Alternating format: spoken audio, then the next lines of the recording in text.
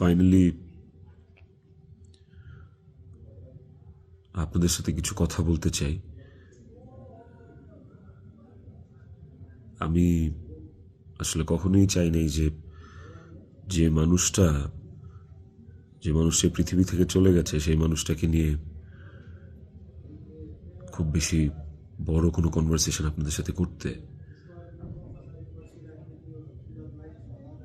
আমার ওয়াইফ ইকরা, ওই যেহেতু এই পৃথিবীতে নাই, ওরে নিয়ে এত ক্লিয়ারিফিকেশন, ওকে নিয়ে এত কনভারসেশন আমার কাছে মনে হয়েছে যে দরকার নাই।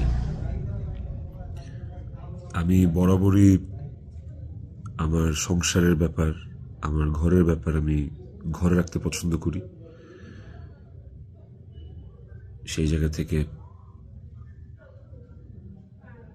ওর মৃত্যুটা এমনিতেই আমাকে যে ট্রমা দিচ্ছে, ওর মৃত্যুটা আমাকে আসলে মানে পাথরই বানায় ফেলছে একরকম। এগুলো নিয়ে আমি আসলে কথা বলতে চাই নাই, কিন্তু আমার কাছে মনে হয় যে আপনারা গল্পের একটা পাতা পড়েই পুরো গল্পটাকে জাজ করতেছেন। একটা পৃষ্ঠা পড়েই পুরো গল্পটা সম্পর্কে আপনারা আপনাদের মনের মতো করে যা খুশি বলতেছেন। পাতার এক পাশ পড়ে আরেক পাশ পড়বেন না, এটা তো হয় না, তাই না? আর আমি আসলে কোনো কিছু প্রপারলি গুছায় বলার মতো স্টেটে নাই, পরিস্থিতিতে নাই।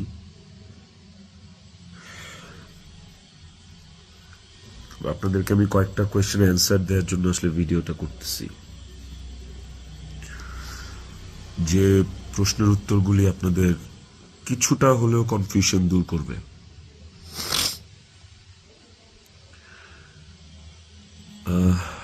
শেষ প্রশ্নটা থেকেই আসি আপনাদের।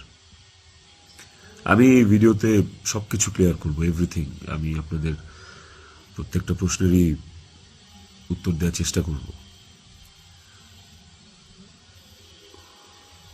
আপনাদের শেষ প্রশ্নটা ছিল যে মানুষটা একটা মানুষকে ভালোবেসে ভালোবাসা প্রমাণ দিতে যে আত্মহত্যা করে চলে গেল, মরে গেল, আমি ওই মানুষটা শেষবারের মতো মুখটাও দেখতে আসলাম না। এই যে আপনাদের প্রশ্নটা, আচ্ছা আপনারা কি আমার দেশে আসার মতো পরিস্থিতি রাখছেন? হ্যাঁ, আমি দেশে আসা মাত্রই আমার উপর মব সৃষ্টি হবে। আমি দেশে আসার মাত্রই আপনারা আমাকে টাইনা ছিঁড়ে ফেলবেন। আমার ফোনে এত এত এত থ্রেটস আমি আপনাদেরকে বলে বুঝাইতে পারবো না। আমার কাছে এমনও ইনফরমেশন আসছে যে এয়ারপোর্টের বাইরে লোক রেডি করা আছে, আমি যাওয়া মাত্রই they will gonna hit me, they will gonna kill me. Police ধরে নিয়ে গেলে ওকে, আমি সেটা আইনিভাবে ফেস করব, কিন্তু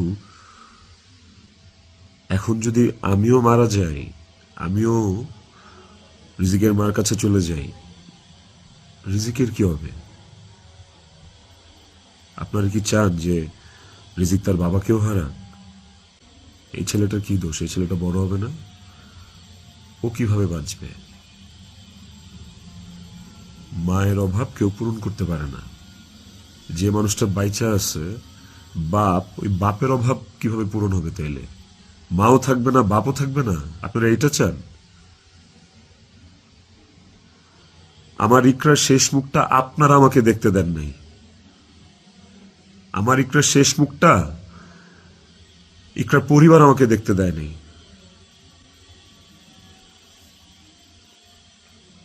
16 বছর সংসার করছি, 16 বছর একটা শত্রুর সাথেও যদি কেউ এক ছাদের নিচে থাকে, সে মারা গেলে তার চেহারাটা দেখার জন্য ছটফট করে মানুষ।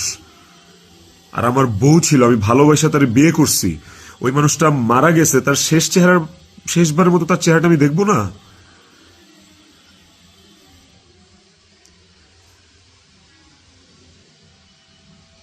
দেখেন, আমি না আসলে আপনাদের সাথে এখানে কোনো ফেক কথাবার্তা, মানে ফেক কান্নাকাটি, ফেক আপনাদের থেকে ইমোশন নেয়া, এগুলো নিয়ে কথা বলার জন্য আমি আসি না। আমি আপনাদেরকে আমার আমার জায়গাটা আমি ক্লিয়ার করতেছি। আমি নাম হয়ে গেছি।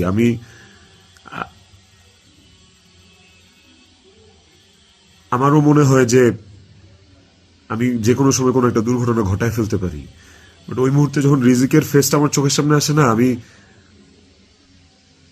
আমি নিজেকে শক্ত না করা ছাড়া আমি কোনো উপায় দেখি না। কারণ এখন আমার কাছে সবচেয়ে ম্যাটার করে রিজিকের লাইফ। ইকরা নাই, ওকে আর ফিরায় আনা কোনোদিন সম্ভব না।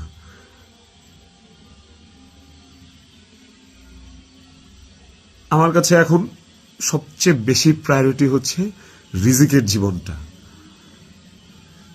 আপনারা না রিজিককে ভালোবাসেন, আপনারা না রিজিককে নিয়ে অনেক কনসার্ন। এই যে এত এত গালি আর হেট্রেড আমাকে নিয়ে, এত কিছু, সবকিছুর অ্যান্সার আপনাদেরকে আমি দিব। তার মধ্যে একটা জিনিস আমাকে একটু হলেও স্বস্তি দিছে, সেটা হচ্ছে যে আপনারা রিজিককে নিয়ে অনেক কনসার্ন। তাহলে রিজিক তার বাবা হারাইলে আপনারা খুশি হবেন? আপনাদেরকে আরেকটা কথা বলবো, সেটা হচ্ছে যে আপনারা অনেকেই বলতেছেন যে এদিকে বউ মারা গেছে অথচ আমি আসতেছি না, নেপাল থেকে আসতে কয় ঘন্টা লাগে, নেপাল কি মঙ্গল গ্রহে নাকি, অনেক অনেক কথা বলতেছে। কন্টেন্ট ক্রিয়েটাররা ভিডিও বানাইতেছে যে নেপাল থেকে আসলে 1 ঘন্টা লাগে, এই লাগে সেই লাগে। ভাই, আমি নেপালে 18 বার আসছি, আমি জানি নেপাল থেকে যেতে কতক্ষণ লাগে। কিন্তু নেপাল থেকে বাই রোডে বাংলাদেশে যাওয়ার কোনো সুযোগ নাই। ইন্ডিয়া হয়ে বাই রোড যাওয়া যায়, সেটাও লুকায় টুকায় যাওয়া যায়, অথবা ইন্ডিয়ার ভিসা থাকা লাগে। কিন্তু যেদিনের ঘটনা, সেদিন আমি এমন কোনো চেষ্টা বা প্রয়াস বাদ রাখি নাই যে নেপাল থেকে বাংলাদেশে যেন আসা যায়। সেটা বাংলাদেশ নেপাল ডিরেক্ট ফ্লাইট হোক, ছিল না। ট্রানজিট ফ্লাইট ছিল না, একটা ট্রানজিট ফ্লাইট ছিল, ওইটার টাইম আর ওইটাতে আসলাম, ওকে পরের দিনই আসতে হইতো। তারপর আমি বিজনেস ক্লাস ট্রাই করছি, যে কোনো ট্রানজিট ফ্লাইটে বা নেপালের ফ্লাইটে কোনো বিজনেস ক্লাস আছে কিনা। আমি অনেকভাবে চেষ্টা করছি যে সামহাও বাংলাদেশে আমি ঢুকতে পারি কিনা, বাট ওই দিন, যেদিনের ঘটনা, ওই দিন আমি কোনোভাবেই টিকিট ম্যানেজ করতে পারিনি। এটা হচ্ছে যেদিনের ঘটনা, সেদিনের কথা বললাম। আর এরপরের দিন আপনারা যে বলতেছেন যে শেষ দেখাটাও দেখলাম না, আসলাম না, এই না সেই না, আমি টিকিট কাটছিলাম। কারণ ওই টিকিটটা ছাড়া অন্য কোনো টিকিটে আসলেও আমাকে দেরি করে আসতে হইতো। সো সবচেয়ে ফাস্টেস্ট টিকিট ছিল এটাই, বাংলাদেশ বিমানের কাঠমান্ডু টু ঢাকা, বাংলাদেশ বিমানের কাঠমান্ডু টু ঢাকা। দেখেন এখানে লেখা আছে 1 মার্চ, এই যে 1 মার্চ। আমি টিকিট কেটে ইমিগ্রেশন পার করেও চলে আসছি। তারপরে যেটা হয়েছে, আমার কাছে ইনফরমেশন আসছে যে এয়ারপোর্টে এভরিথিং ওয়াজ রেডি। আমি ঢুকা মাত্রই আমাকে হিট করবে বা আমাকে পুলিশের হাতে পড়ার আগেই আমাকে যা করার করবে। তো ওই অবস্থায় তো আমি দেশে ঢুকবো না। এবং এর সাথে শুধু আমার কাছের মানুষজনই যে জড়িত তা না, আর অনেক মানুষজন জড়িত। আমি পুরোটা না বলি, কাউকে ছোট করতে চাই না বা কাউকে আমি এখনই দোষ দিতে চাই না। তো আমি যখন বুঝতে পারলাম যে আমি দেশে আসা মাত্রই আমার উপর অ্যাটাক হবে এবং এটা হিতের বিপরীত হবে, এবং এখন মব হলে যেটা হয় যে পুলিশও আসলে অনেক সময় নিরুপায় হয়ে যায় সিচুয়েশনে, ওই জিনিসটা অ্যাভয়েড করার জন্য যে আমার কিছু হইলে এখন আমার ছেলের কী হবে, আমার ছেলে তো আমার পথ চেয়ে বসে আছে, ওই ব্যাপারটা যখন আমি জানতে পারি, ক্লিয়ারিফাই হই, তখন আমি ইমিগ্রেশন ক্রস করার পরেও আমি অফলোড হই। দেখেন এখানে রিজেক্টেড লেখা আছে, অফলোড হওয়ার। তো এই ছিল রিজন। আর যারা বলতে চাচ্ছেন যে আমি আসি নাই, আমার আসার ইচ্ছা নাই, দেখার ইচ্ছা নাই, খুবই বুলশিট কথা এবং ভুল কথা। আমার বউ মারা গেছে, যার সাথে আমি 16 বছর কাটাইছি, যারা আমি ভালোবেসে বিয়ে করছি, যাকে আমি ভালোবাসছি, তার শেষ মুখটা আমি দেখতে আসবো না, এটা শুনতে পাইলেও বা এটা শোনার পরও আসলে আমার কলিজাটা কাঁপা ওঠে, আমার ছটফট করে। আমি যখন আপনাদের রিলস দেখি, আমি যখন আপনাদের ভিডিও দেখি যে কবরে শোয়ানো হচ্ছে, কবর খোঁড়া হচ্ছে, লাশের গাড়ি যাচ্ছে, ভাই আমি ঠিক থাকতে পারি না। আমার ভেতরটা যে কেমন ছটফট করে, আমি আপনাদেরকে এটা বুঝাইতে পারবো না। এটা বুঝানোর সাধ্য কারো নাই, যার যায় সে বুঝে, বিশ্বাস করেন, যার যায় একমাত্র সে বুঝে, আর কেউ না। আপনাদের অনেক বড় একটা প্রশ্ন, অনেক বড় একটা জানতে চাওয়া যে ইকরার সাথে আমার এমন কি কথা হইল যে ইকরা সুইসাইড করতে বাধ্য হয়েছে। ইকরার সাথে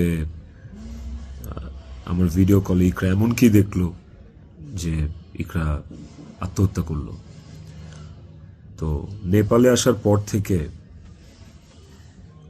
সমস্ত কনভারসেশন ইকরার সাথে আমার শেষ পর্যন্ত আমি আপনাদেরকে প্রোভাইড করব। কমেন্ট সেকশনে আপনারা দেখবেন, দেখলে আপনারা বুঝতে পারবেন যে আসলে কি ঘটছে বিষয়টা।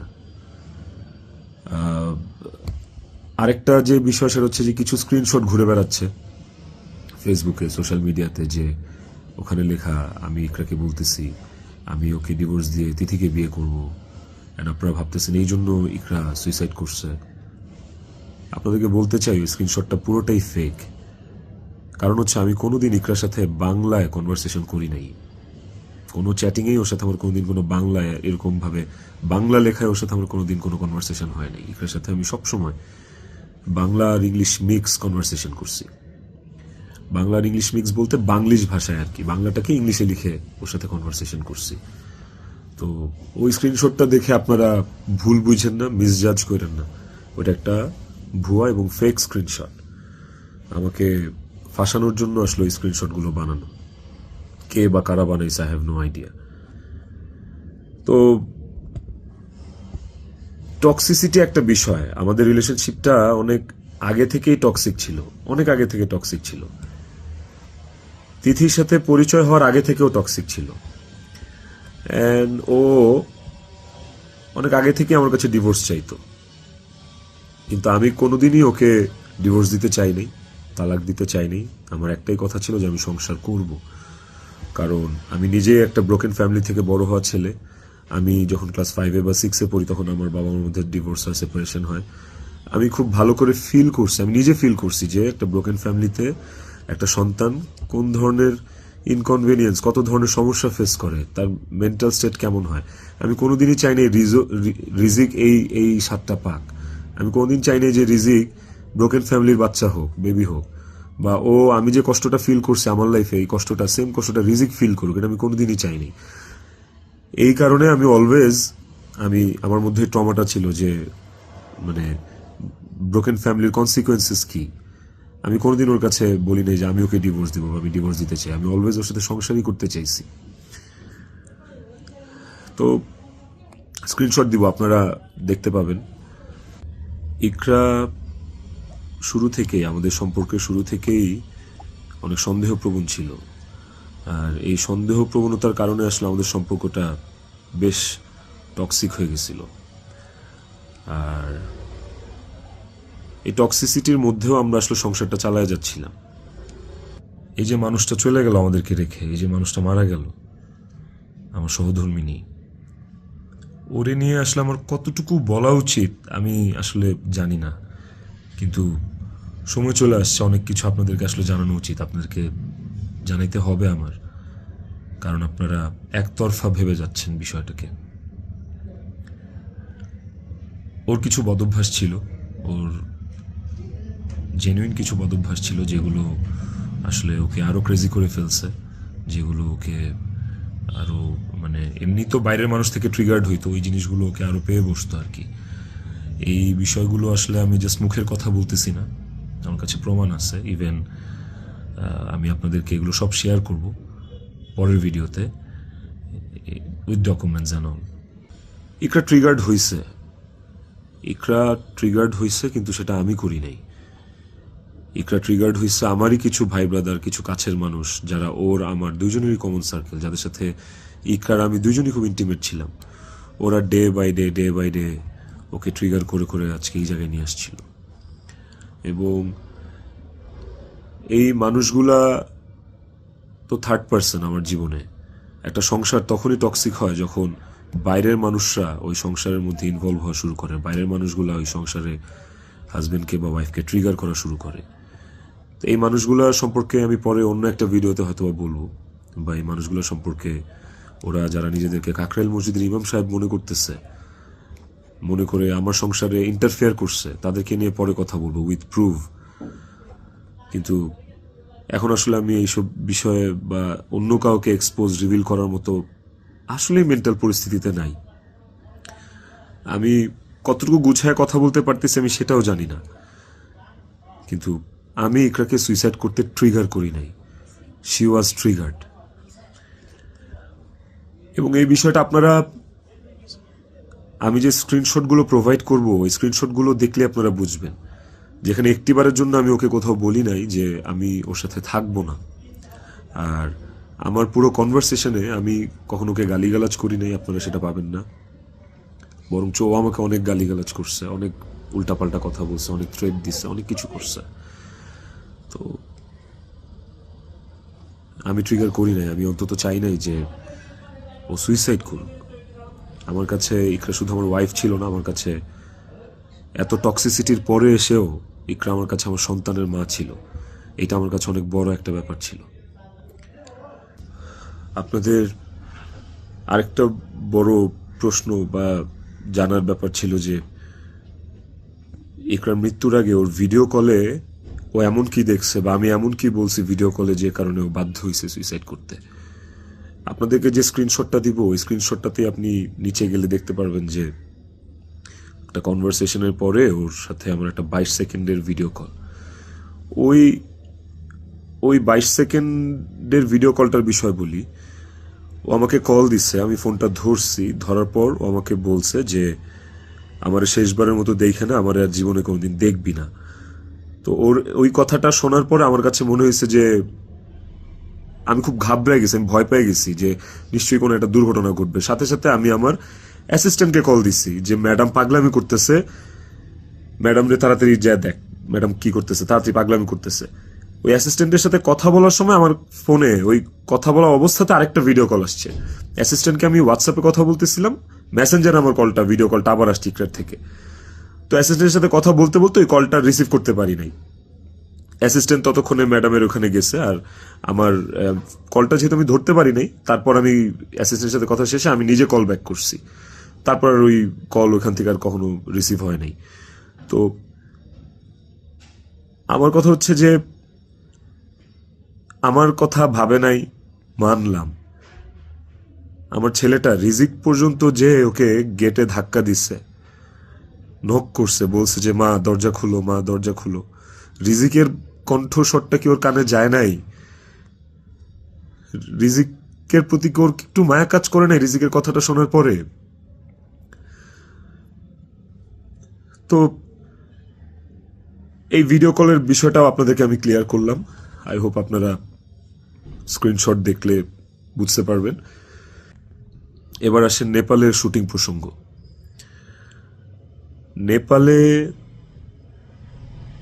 নেপালে কি আমি এই প্রথম জীবনে শুটিংয়ে আসছি? এর আগে আমি নেপালে শুটিং করছি, এর আগে আমি মালয়েশিয়াতে শুটিং করছি, থাইল্যান্ডে শুটিং করছি, সুন্দরবনে শুটিং করছি, দেশে মানিকগঞ্জ, কক্সবাজার, কত জায়গায়, কত আউটডোরে শুটিং করছি। তিথিও ছিল অনেক শুটিংয়ে। ওইসব শুটিংয়েও কিন্তু আমার আশেপাশের মানুষগুলা যারা প্রিটেন্ড করতো যে তারা আমার শুভাকাঙ্ক্ষী, বাট অ্যাকচুয়ালি তারা আমার শুভাকাঙ্ক্ষী না, ওই মানুষগুলা কিন্তু তখন ইকরাকে অনেক ট্রিগার করতো। কই, তখন তো ইকরা এই ধরনের কোনো স্টেপ নেয় নাই, তখন তো আত্মহত্যা করে নাই। আপনারা ইকরার আর ইকরার বান্ধবীর স্ট্যাটাস, সরি কি বলে ওটাকে, স্ক্রিনশট বোধহয় পড়ছেন। ওখানে কিন্তু ইকরা নিজেই স্পষ্ট লিখছে যে ও এইসব মানুষের কথাবার্তা নিতে পারতেছে না। গত 3 বছর ধরে ও এইসব মানুষের ট্রিগার আর সহ্য করতে পারতেছে না। ওর নিজের কথা ও নিজে লিখছে, আপনারা পড়ছেন। তো কিভাবে বলেন যে আমার ইকরাকে আমি মেরে ফেলছি? আমার ইকরাকে এইসব মানুষ মেরে ফেলছে, এরা মেরে ফেলছে ট্রিগার করতে করতে, ওর কান ভরতে ভরতে। ইকরা ওয়াজ সো সফট হার্টেড। ও বাইরে থেকে অনেক শক্ত, কিন্তু ভেতরে খুব নরম একটা মানুষ ছিল। ওকে খুব সহজে ম্যানিপুলেট করা যেত। ও মানুষের কথা বিশ্বাস করতো, কারণ ও খুব সহজ সরল ছিল। তো এই আশেপাশের মানুষগুলো এই সুযোগটাই আসলে কাজে লাগাইছে, আশেপাশের মানুষগুলো এই চান্সটাকেই আসলে ইউটিলাইজ করছে। আপনারা অনেকেই বলতেছেন যে বউ ডিপ্রেশনে আছে আর জামাই নেপালে গার্লফ্রেন্ডের নিয়ে ফুর্তি করতেছে, বার্থডে উদযাপন করতে গেছে, এই ধরনের কথাবার্তা আপনারা অনেক বলতেছেন। দেখেন, এই নেপালে শুটিংয়ের আসার কিছুদিন আগে আমার নিজেরও বার্থডে ছিল। আমার বউ সুন্দর করে আমাকে সারপ্রাইজ দিচ্ছে, আমার ছেলে নিজের হাতে সাজাইছে, বাসায় আমার বার্থডে সেলিব্রেট করছে। তাইলে কি আমার বউ ডিপ্রেশনে ছিল? ডিপ্রেশনে থেকে আমাকে এত সুন্দর সারপ্রাইজ দিয়ে আমার বার্থডে সেলিব্রেট করছে। ওই ছবিগুলো তো ফেসবুকে আছে, কিছুদিন আগের ছবি। আর নেপালের যে বিষয়টা, তার আগে বলি যে আমরা যারা ইন্ডাস্ট্রিতে কাজ করি, আমাদের যখন কারো জন্মদিন থাকে সেটের, সেটা যেই হোক, সেটা হিরো হোক, হিরোইন হোক, ডিরেক্টর হোক, প্রডিউসার হোক, একটা মেকআপ আর্টিস্ট হোক বা একটা প্রোডাকশন বয় হোক, আমাদের শুটিং সেটে যখন কারোর জন্মদিন থাকে, আমরা সবাই শুটিং টিম থেকে, শুটিং ইউনিট থেকে তার জন্মদিনটা সেলিব্রেট করার চেষ্টা করি। কারণ আমরা সবাইকে ফ্যামিলি মেম্বার মনে করি। কেক কাটি ওই মানুষটাকে খুশি করার জন্য। তো ওই শুটিংয়ের মধ্যে, নেপালের শুটিংয়ের মধ্যে তিথির জন্মদিন, একটা অ্যাক্টরের জন্মদিন, আমাদের নায়িকার জন্মদিন, ওইটা কেক কেটে সেলিব্রেট করাটা কি দণ্ডনীয় অপরাধ আমার জন্য? আর আমি তো সেলিব্রেট করি নাই, আমার তো সেলিব্রেশন ছিল না, পুরো ইউনিট সব কিছু অ্যারেঞ্জ করছে। আমি একটা কেকও দেই নাই, আমি একটা গিফটও দেই নাই ওকে। যে যার যার মতো গিফট দিচ্ছে, কেক আনছে, সুন্দর করে সবাই মিলে ইউনিটের পক্ষ থেকে আমরা ওর বার্থডেটা সেলিব্রেট করছি। এবং ওর বার্থডেটা যে সেলিব্রেট করছি সেটাও চেষ্টা করছি খুব লোকিভাবে করার। স্টিল অনেকে ছবি তুলছে, দিছে, বাট আমার কাছে মনে হয়েছে যে এই জায়গায় তিথির জায়গায় বিধি থাকতে পারতো, এই জায়গায় আমি থাকতে পারতাম, এই জায়গায় অনেকেই থাকতে পারতো। ধরেন এই নেপালে শুটিংয়ে আসার কিছুদিন আগে আমার জন্মদিন ছিল, তখন আমি একটা শুটিংয়ে ছিলাম। সেই শুটিংয়ে আমার জন্মদিন কেক কেটে উদযাপন করছে সেটে। তো আপনারা কি বলবেন যে আমার জন্মদিন উদযাপনের জন্য ওই দিন শুটিং রাখা হয়েছে, শুটিং করা হয়েছে? আর নেপালের মতো একটা আউটডোর শুটে এমনি যাওয়া যায় না। একটা আউটডোর শুটের অনেক প্ল্যান লাগে, যেটা 1-1.5 মাস আগে থেকে করা লাগে। যে আউটডোর শুটের স্ক্রিপ্ট থাকা লাগে, অনেক কিছু আছে। আর্টিস্টদের স্কেডিউল, অ্যাকোমোডেশন, ট্রান্সপোর্টেশন, টিকেট, অনেক কিছু থাকে। সো বার্থডে উদযাপন করার জন্য নেপাল গেছি, এই কথাটাও আসলে যারা ইন্ডাস্ট্রির তারা আসলে এই কথাটা বলতে পারে না। বাইরের মানুষদেরকে আমি আর কি বলবো? তো এই বিষয়টাও আপনাদেরকে ছোট করে একটু ক্লিয়ার করলাম। আই হোপ এই জিনিসটাকেও আপনারা সহজ এবং সরলভাবে দেখবেন, এটাকে খুব জটিলভাবে দেখার কিছু নাই। আপনারা অনেক জায়গায়, অনেক ছবিতে, অনেক পোস্টে হয়তোবা দেখে থাকতে পারেন যে ইকরা এবং তিথি একই সাথে আছে, একই জায়গায় আছে, হয়তোবা কোনো পার্টিতে বা কোনো কফি শপে বা যে কোনো আড্ডায়। এরকম অনেক অনেক মোমেন্টস আমাদের একসাথে আছে, আমিও ছিলাম। এই আমার জন্মদিনে, আমার এই বছরের আগের বছরের জন্মদিনে সবাই ইনভাইটেড ছিল, সেখানে তিথিও ইনভাইটেড ছিল।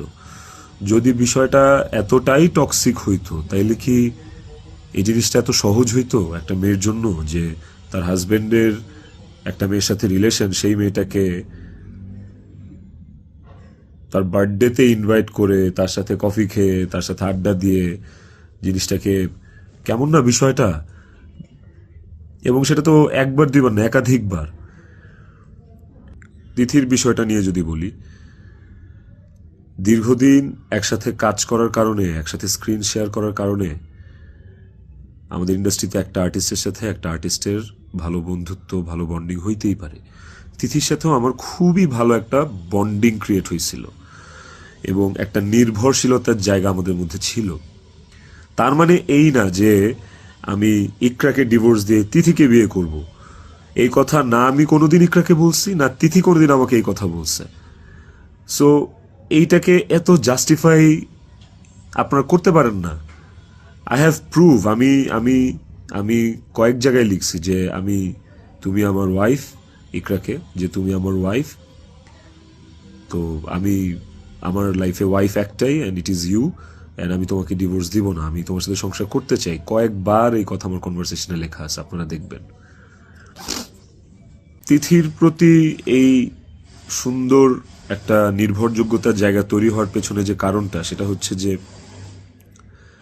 চারপাশে এত এত ভুল মানুষ দেখছি, চারপাশে এত এত কি বলে এটাকে, দুধের মাছি আমি পাইছি এই বিগত বছরগুলোতে। ওকে আমার কাছে অনেস্ট মনে হয়েছে, ওকে আমার কাছে ডেডিকেটেড মনে হয়েছে। আমার কাছে মনে হয়েছে যে অন্তত এই মানুষটা আমার জন্য ক্ষতিকারক না। তো যখন আপনি আপনার সারাউন্ডিংসে এরকম একটা মানুষ পাবেন যে মানুষটা আপনার জন্য ক্ষতিকারক না, ডেডিকেটেড এবং এবং যার সাথে আপনার মেন্টালিটি ম্যাচ করে, ওই মানুষটা সাথে আপনার ভালো বন্ডিং হওয়াটা খুব স্বাভাবিক। শুধু আমার না, আর অনেকের এরকম হয়। আমার এখন যেটা মনে হইতেছে সেটা হচ্ছে যে ইকরা আমার কাছে যতবার ডিভোর্স চাইছে, ও যতবার বলছে যে আমাকে ডিভোর্স দিয়ে দাও, আমার আসলে ওকে ডিভোর্স দিয়ে দেওয়া উচিত ছিল, তাইলে অন্তত ইকরা তো বেঁচে থাকতো। একটা টক্সিক সম্পর্ক ধৈরা বাইন্ধা টাইনা হ্যাচড়া টিকায় রাখার থেকে আসলে ওই সম্পর্কটা না থাকাই ভালো। অন্তত মানুষগুলো তো জীবিত থাকতো। দেখেন, ইকরা মারা গেছে, ইকরা একা মারা যায়নি, ইকরার সাথে আমাকেও নিয়ে গেছে। আমি আমি এখন একটা জিন্দা লাশ। পৃথিবীতে পৃথিবীতে সবচেয়ে বড় শাস্তি কি হইতে পারে? আমি যদি ফাঁসিতেও ঝুলি, ওটা আমার কাছে কোনো পানিশমেন্ট না, শাস্তি না।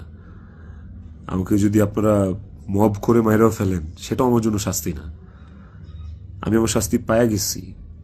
এবং এই যে জিন্দা লাশ হয়ে বেঁচে থাকাটা, এটা আমাকে সারা জীবন বয়ে বেড়াইতে হবে। ওর অভাব আমার সারা জীবন ফিল করতে হবে। আমার নিজের জন্য বাঁচার আসলে আর কিছু নাই। আমি আমার শাস্তি পায়ে গেছি। আমি আমি এর চেয়ে বড় কোনো শাস্তি হইতে পারে না যে আমি একটা জীবিত লাশ হয়ে সারাটা জীবন পার করব। বিশ্বাস করেন, আমার দম বন্ধ হয়ে আসে, আমার নিঃশ্বাস বন্ধ হয়ে আসে। আমি আমি আমি 5 মিনিট পর পর আমি উন্মাদ হয়ে যাইতেছি। বাট ইভেন আমি আমি সুইসাইড করার অনেক চিন্তা ভাবনা করতেছিলাম। বারবার মনে হচ্ছিল যে আমি ইকরার কাছে চলে যাই, ইকরা আমাকে ডাকতেছে। কিন্তু যখনই রিজিকের চেহারাটা চোখের সামনে ভাইসা ওঠে না, ওই মুহূর্তে আসলে আর আর কিছু মাথায় কাজ করে না। মনে হয় যে না না না না, আমি করতে পারবো না, রিজিকের জন্য আমার বাঁচতে হবে। আপনারা প্লিজ প্লিজ রিজিকের জন্য হইলেও আমারে বাঁচতে দেন, আমারে দেশে আসতে দেন প্লিজ। আপনারা যদি রিজিককে ভালোবাসেন, আমাকে একটা সুযোগ দেন রিজিকের যোগ্য পিতা হয়ে দেখানোর। আমি ওকে একটা সুন্দর জীবন দিতে চাই। আমি ওর মায়ের অভাব পূরণ করতে পারবো না, কিন্তু আমি ওকে আমার বাবার ভালোবাসা থেকে, আমি ওর বাবার ভালোবাসা থেকে বঞ্চিত করতে পারবো না। আমি চাই না। আমি ওকে ওকে একটা আদর্শ বাবা হয়ে দেখাইতে চাই। আমার সন্তানটা আমার সাথে খুব কানেক্টেড। যারা আমার কলিগ, তারা দেখছে, তারা জানে যে আমার ছেলেটা আমার জন্য কি পরিমাণ ক্রেজি, পাগল। আমাকে আমার ছেলের কাছে যাইতে দেন আপনারা প্লিজ। ও আমার জন্য অপেক্ষা করতেছে। ওকে ওকে আমি মানুষের মতো মানুষ করতে চাই। ওকে আমি পৃথিবীতে সুখের একটা জীবন দিতে চাই প্লিজ। আইনের প্রতি আমার শ্রদ্ধা আছে। আমি দেশে আসলে আইন আমাকে যে শাস্তি দিবে, আইন যে সিদ্ধান্ত নিবে, আমি সেই সিদ্ধান্তের সাথে একমত থাকব। আমার তাতে কোনো আপত্তি নাই। আমি আইনিভাবে এই জিনিসটা ফেস করবো, আমার কোনো আপত্তি নাই। কিন্তু প্লিজ আমাকে রিজিকের থেকে দূরে সরায়েন না আপনারা। এতটুকু আপনাদের কাছে অনুরোধ করে বলতেছি, হাত জোর করে বলতেছি, প্লিজ।